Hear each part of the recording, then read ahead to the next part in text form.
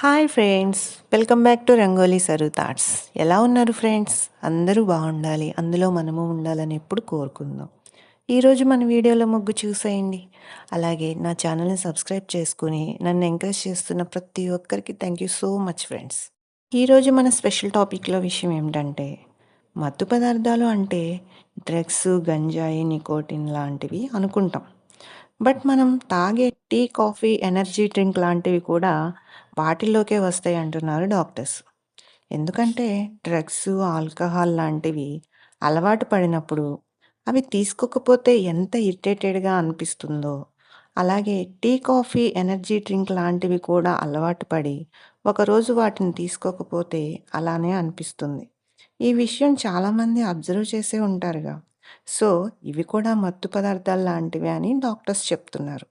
కాబట్టి tea, coffee, energy drink లాంటి వాటికి వీలైనంత దూరంగా ఉండండి. ఎనర్జీ డ్రింక్ అంటే మనం ఇంట్లో తయారు చేసుకునే హోమ్ రెమెడీ లాంటివి కాదు ఫ్రెండ్స్. బయట మార్కెట్‌లో రెడీమేడ్‌గా అమ్మే వాటి గురించి చెప్తున్నారు.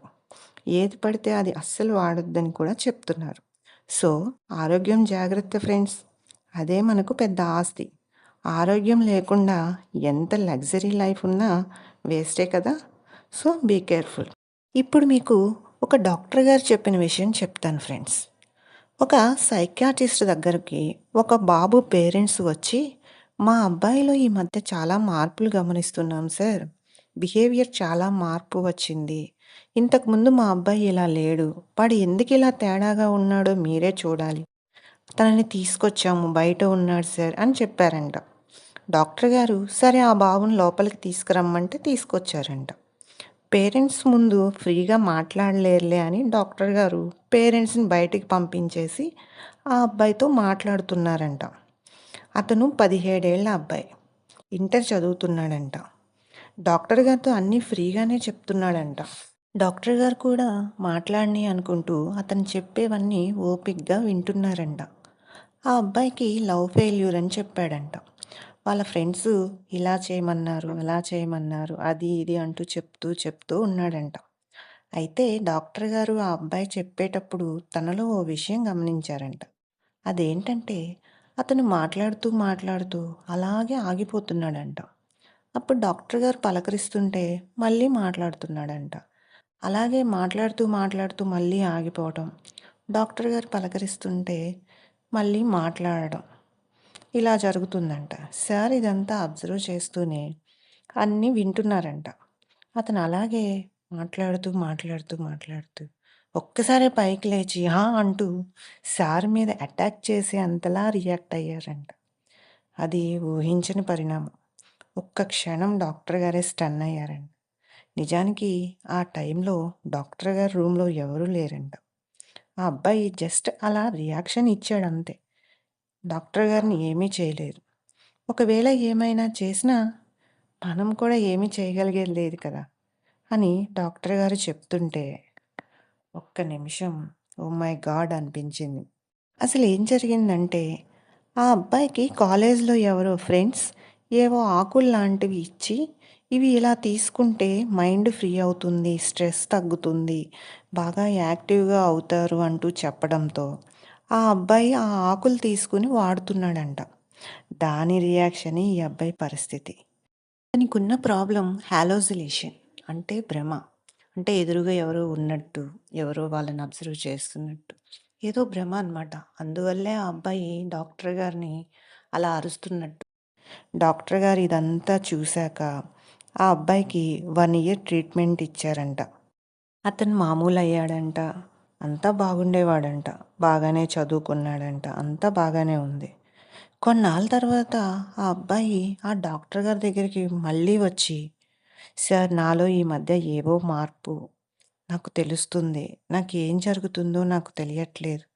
నాకు ఫ్రీగా లేదు" అని చెప్పాడంట. డాక్టర్ గారు అతన్ని వెంటనే జాయిన్ అవ్వమన్నారంట. దానికి ఆ అబ్బాయి, "నేను లగేజ్ ఏమీ తెచ్చుకోలేదు సార్. ఈరోజు ఊరు వెళ్తాను.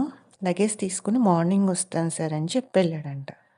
బట్ అతను మార్నింగ్ రాలేదంట.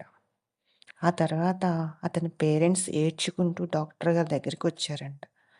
ఆ డాక్టర్ గారికి ఆ అబ్బాయి రాకుండా పేరెంట్స్ ఏడ్చుకుంటూ వచ్చేసరికి ఏమైందా అని టెన్షన్ కూడా వచ్చిందంట. ఆ అబ్బాయి ఏడి అని డాక్టర్ గారు అడిగితే, "వాడు బయట ఉన్నారు సార్" అన్నాడంట. వెంటనే డాక్టర్ గారు మనసులో హమ్మయ్య! ఉన్నాడు కదా అనుకున్నారంట. అప్పుడు వాళ్ళని ఎందుకు ఏడుస్తున్నారు? ఏమైంది? అని అడిగారంట. దానికి వారు చెప్పిన మాటలు విన్నాక డాక్టర్ గారికి చాలా బాధేసిందంట ఫ్రెండ్స్. బాగా చదువుకున్న అబ్బాయి 1 ఇయర్ ట్రీట్మెంట్ తర్వాత ఎంత చక్కగా బయటికెళ్ళాడు. అంత మంచిగా ఉన్న అబ్బాయి మళ్ళీ ఎవరి వల్ల ఆ మత్తు పదార్థాలకు అలవాటయ్యాడో గానీ, మళ్ళీ వాటి జోలికి వెళ్ళడం వల్లే కదా ఇలా అయిపోయింది అని చాలా బాధపడ్డారంట. ఆ అబ్బాయి డాక్టర్ గారితో చెప్పినట్టే మార్నింగ్ హాస్పిటల్‌కి రావడం కోసమని నైట్ బ్యాగ్ అన్నీ సర్దుకున్నాడంట. మార్నింగ్ ఏమైందో ఏమో ఎవ్వరికీ తెలీదు. కానీ తను రోడ్డు మీద బట్టలు లేకుండా పరిగెత్తడంతో పోలీసులు పట్టుకొని అలిమవ్వట్లేదని తాళ్ళతో కట్టేసి మరీ అంబులెన్స్‌లో హాస్పిటల్‌కి తీసుకొచ్చారు. ఇది వినడానికి ఎంత కష్టంగా ఉంది ఫ్రెండ్స్. ఫ్యామిలీలో ఒక్కరు తప్పటడుగు వేసినా పనిష్మెంట్ ఆ కుటుంబం మొత్తం మీద పడుతుంది. So, be alert friends. మనకి ఏ చిన్న కష్టం వచ్చినా బాధపడేవారు మన ఫ్యామిలీ. సో, అలాంటి వారికి మనం ఆసరాగా ఉండాలి గానీ, మన జన్మ వారికి పనిష్మెంట్ కాకూడదు. Please be minded. ఇంకా మన టాపిక్ ముగ్గు విషయానికొస్తే, ముగ్గు చూస్తున్నారుగా ఫ్రెండ్స్ ఎలా ఉంది? బావుంటే లైక్ చేయండి, షేర్ చేయండి. మర్చిపోకండి ఫ్రెండ్స్, తప్పకుండా షేర్ చేయండి. ఇంకా నా ఛానల్ సబ్స్క్రైబ్ చేసుకోకపోతే సబ్స్క్రైబ్ చేసుకోండి. మరో మంచి వీడియోతో మీ ముందుకొస్తాను. ఆరెస్టీ honestly for you. Thanks for watching.